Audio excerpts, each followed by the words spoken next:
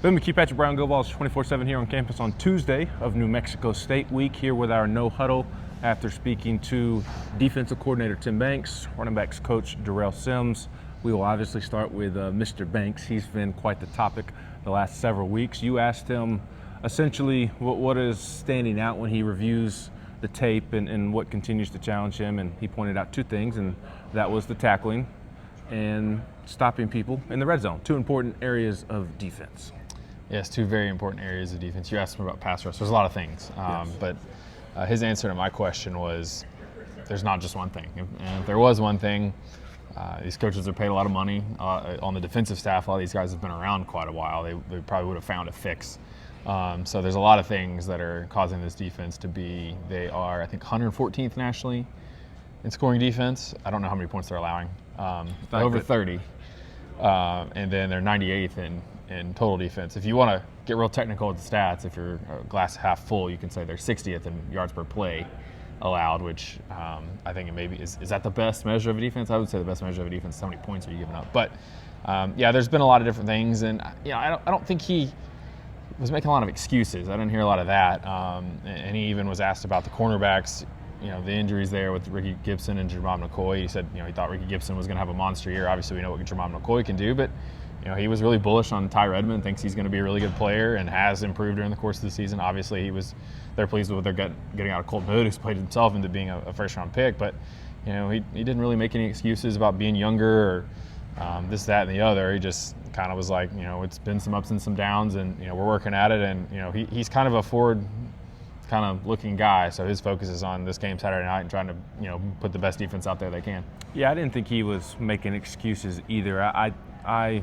interpreted his interview as you could tell that he understands that it has not been a good season, and he understands that they need to be better in certain areas, but he wasn't going to throw anybody under the bus along the way, which is the proper way to approach it, I think, is acknowledging what has gone wrong, which he did, but spinning it forward and looking at it from a glass half full perspective, because at the end of the day, his job is to get the guys better. Yeah, and they still have three opportunities, especially with two big ones coming up against Florida and Vanderbilt. And if you have nice performances in those to help go 9-3, then the narrative's not going to completely change, but it helps it at least.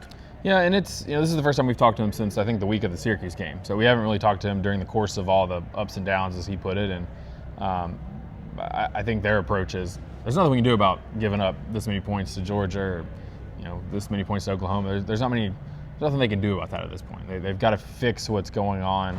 My question I would have liked to have gotten in maybe was like, when you're trying to fix things during the season, are you just trying to be better at the things you are doing? Are you sticking to kind of your routine and just trying to be better at it, or are you trying to, simplify call, simplify communication?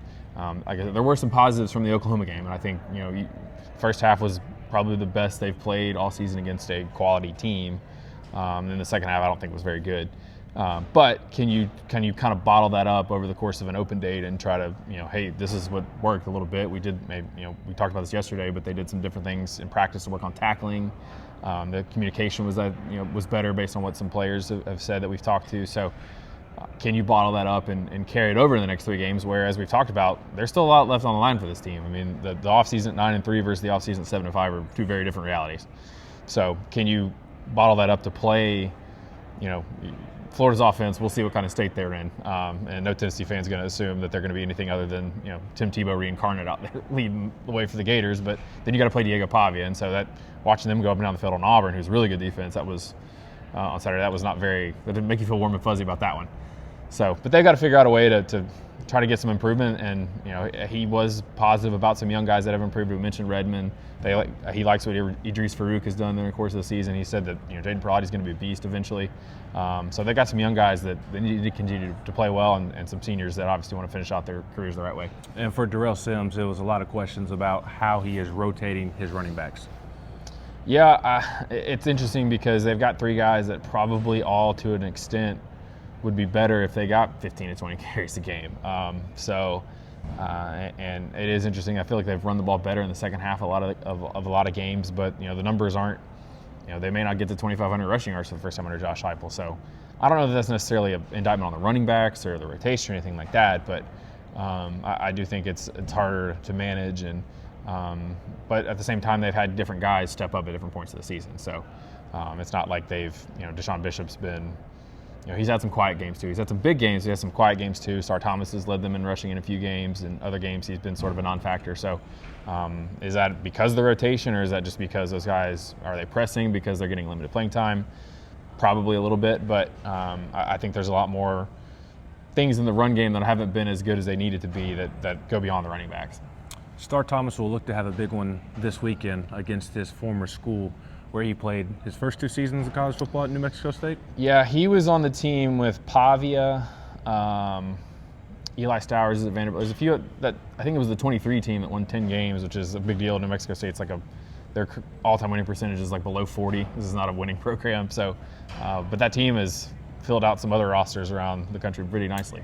They have been a minor league team for the SEC, apparently, but Star Thomas will look to have a big game against his former school this weekend. Of course, we have continued coverage of New Mexico State Week up at the site at GoVols247.com. He's Patrick Brown. I've been McKee.